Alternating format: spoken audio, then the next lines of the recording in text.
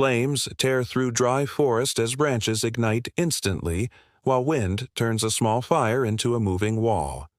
Most people think wildfire season is over, but they are wrong.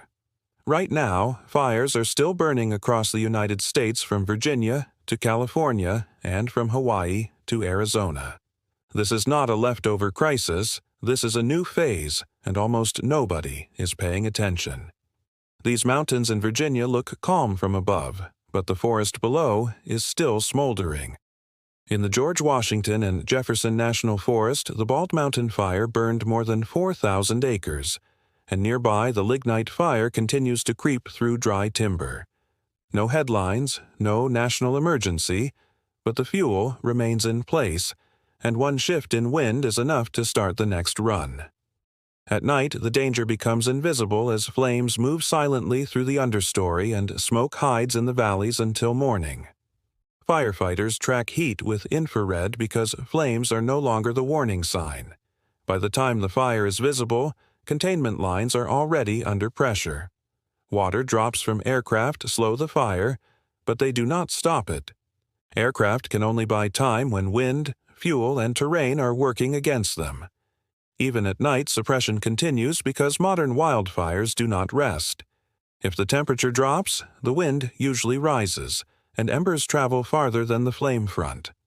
One spark can cross a fire line and start a new ignition miles away.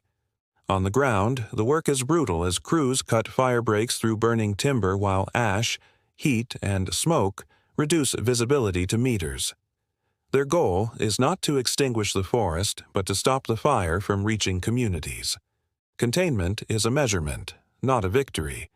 California remains at risk long after summer. The Pac Fire in the Inyo National Forest burned thousands of acres, forcing evacuations and threatening structures. Dry vegetation from a prolonged drought created perfect fuel, and cold fronts brought strong winds that pushed the fire uphill.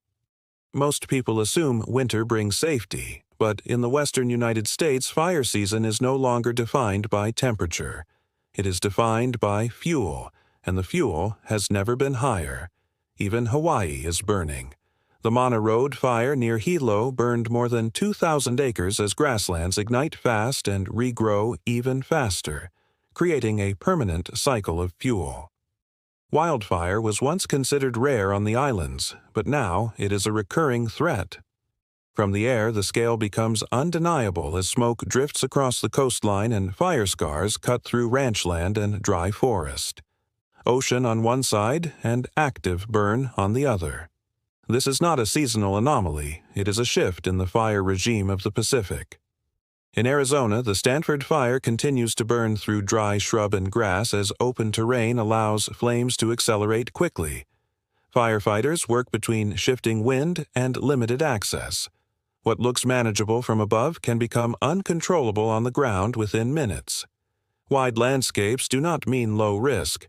They mean longer fire lines and fewer barriers. Colorado's recent wildfire activity at Fort Carson shows a different reality. Even controlled military lands are vulnerable. Dry grass and training ranges created rapid fire spread, and over 5,000 acres burned before containment was reached. This is the emerging pattern: longer fire seasons, shorter recovery periods, and a country adapting to year-round fire. The question is no longer whether this continues, but how fast it accelerates. If any of these fires break containment again, the first warning will not be flames, but sudden smoke alerts, road closures, and new ignition points appearing on satellite heat maps. I will track every update from Virginia to California and from Hawaii to Arizona. Stay here if you want the reality before the headlines arrive, because the fire season did not end. It simply changed.